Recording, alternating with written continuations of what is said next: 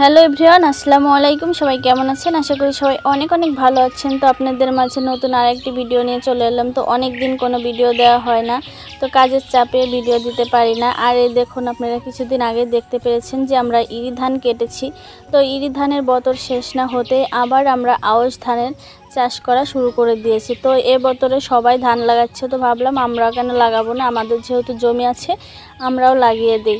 তো এত বড় জমি তো আর ছোট ট্রাক দিয়ে বাওয়া যাবে না, বাইতে গেলে অনেক পরিশ্রম হবে। এর জন্য আমরা আগে কি করেছি, বড় ট্রাক্টর দিয়ে সমস্ত জমিটা চাষ করে নিয়েছি। আর পরবর্তীতে যখন আমরা এগুলো ধানের কাজ করব, তখন আমাদের বাড়িতে যে টিলারটা আছে ওই টিলারটা দিয়েই আমরা চাষ করে নেব, এতে আরও অনেক জমিটা ভালো হবে।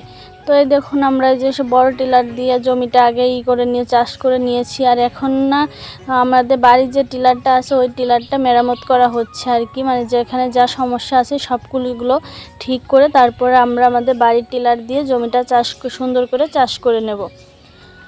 তো যারা আমার ভিডিও নতুন দেখছেন, যারা এখনও আমাকে সাপোর্ট করেননি, সাবস্ক্রাইব করেননি, অবশ্যই সাবস্ক্রাইব করে দেবেন। আর যারা সাবস্ক্রাইব করেছেন তাদেরকে অসংখ্য ধন্যবাদ। আর সবাই বেশি বেশি করে শেয়ার করে দেবেন।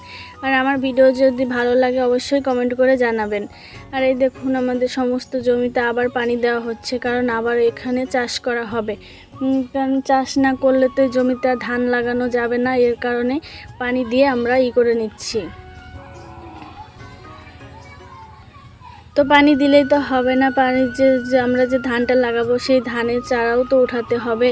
তো আমরা ওই যে কামলা নিয়ে এসেছি, তো প্রথমে আমরা কামলা দিয়ে, মানে সকালে আমাদের বাড়িতে যেহেতু কাজ থাকে আমরা উঠাতে পারি না, এই কারণে ওনারাই আগে এসে কিছু চারা উঠিয়ে নিয়েছে, পরবর্তীতে বাদবাকি চারাগুলো আমরা সব উঠিয়ে দিয়েছি।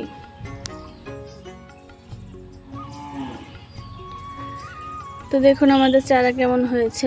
তো আমরা 3 রকমের ধান লাগিয়েছি, একটা হচ্ছে মানে মনে নেই, কিন্তু 3 রকমের ধান আমরা লাগিয়েছি। তো এখানে আমরা মাঠে চলে এসেছি ধান লাগাতে, মানে ধানের চারা উঠাতে চলে এসেছি, আর আমরা উঠিয়ে দিচ্ছি। আর এই যে কামলারা এখানে লাগাচ্ছে। তো কেবল এক পলট লাগানো হয়েছে, আর আমার ননদ জামাই সমস্ত জমিগুলো পাট করে দিচ্ছে, মানে সুন্দর করে লেবেল করে দিচ্ছে, যাতে ওনারা তাড়াতাড়ি লাগিয়ে যেতে পারে। আর এদিকে আমরা মাঠে চলে এসেছি হচ্ছে ধানের চারা ওঠানোর জন্য।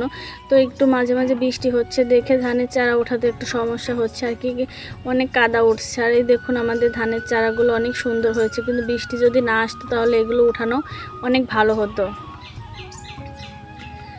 তো গ্রামীণ পরিবেশ কার কার ভালো লাগে অবশ্যই কমেন্ট করে জানাবেন। আমাদের তো অনেকই ভালো লাগে, যতই কষ্ট হোক না কেন, কষ্ট তো সবসময় আর থাকে না। আর দেখুন আমরা মাঠে চলে এসেছি চারা ওঠানোর জন্য। তো সব তো আর ভিডিও করে দেখানো যায় না, একটু একটু করে আপনাদের ভিডিও করে দিচ্ছি। আর এইখানে চারাটা অনেক মাটি উঠছে, কারণ বৃষ্টি নেমে গেছে একটু আগেই, এর কারণে মাটি উঠছে। তো আবার যখন বৃষ্টি থেমে যাবে কিংবা একটু শুকিয়ে যাবে, তখন আবার অনেক সুন্দর চারাগুলো উঠবে।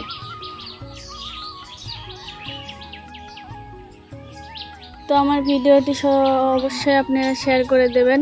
আর আজকের ভিডিওটি কেমন লাগলো তা অবশ্যই কমেন্ট করে জানাতে ভুলবেন না।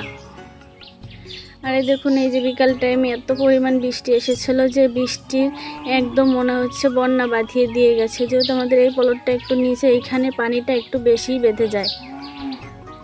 তো দেখুন আমাদের একটা পলটের ধান লাগানো কমপ্লিট হয়ে গেছে, আর বাদবাকি এখনও পড়ে আছে সমস্ত বৃষ্টির কারণে। আজকে আর মানে চারা তো উঠানোই গেল না, চারা যদি উঠানো না যায় তাহলে ধান কিভাবে লাগানো যাবে, এর কারণেই আর কি সমস্যা হয়ে গেছে।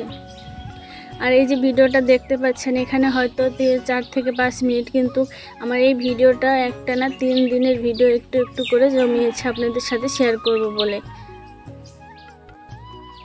তো দেখুন ফাইনালি আমাদের সমস্ত ধান লাগানো হয়ে গেছে, কমপ্লিট করে দিয়েছে 3 দিনের দিনে।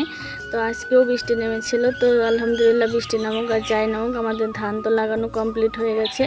এখন আপনাদের এরপরে কি হয় কি না হয় পুরো আপডেটটা আপনাদের একটু একটু করে শেয়ার করব। তো সবাই ভালো থাকবেন, সুস্থ থাকবেন, আর আমাকে একটু সাপোর্ট করবেন। আর যারা এখনও সাবস্ক্রাইব করেন অবশ্যই সাবস্ক্রাইব করে দেবেন।